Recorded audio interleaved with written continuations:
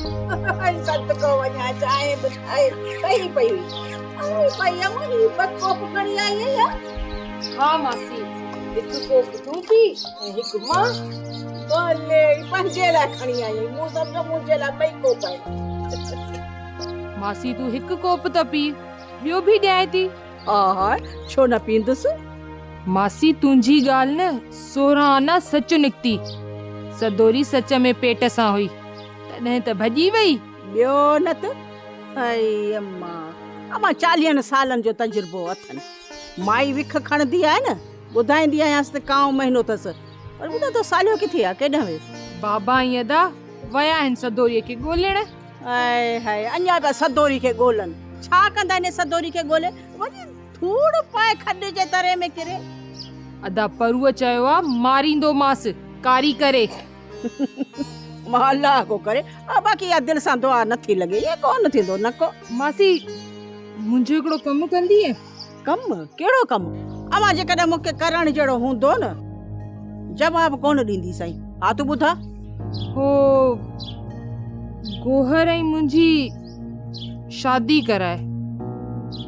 गोहर भी राज़ी आ, मां भी राज़ी आहियां, बस रुगो माइट राज़ी नथा थियनि।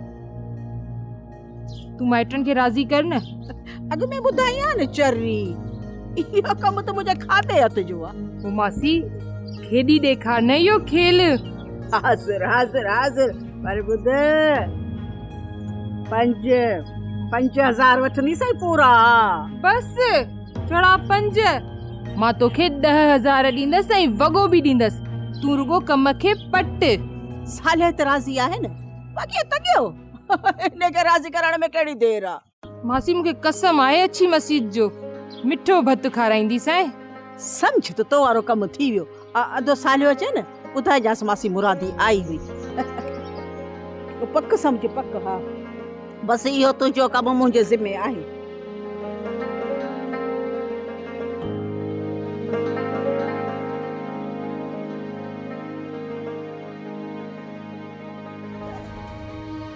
ऐं पोइ मुंहिंजे कमरे में साॻे टाइम ते अचानक सां नादर ख़ान अची वियो ऐं जॾहिं इहा गलीज़ हरकत कंदे नादर ख़ान ॾिठो त हू पाण में विड़ी पिया ऐं गुलूअ तमामु घणा शदीद नादर ख़ान खे धक हयां ऐं नादर ख़ान ज़मीन ते किरी पियो।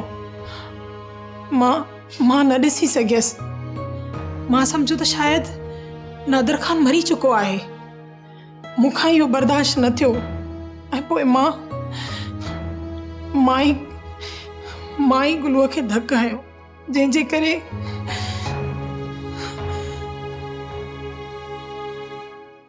सोप सीरियल सिंध जाई तमाम एपिसोड्स ॾिसो हाणे HD क्वालिटीअ में। विज़िट करियो असांजो YouTube channel Sindh TV HD drama.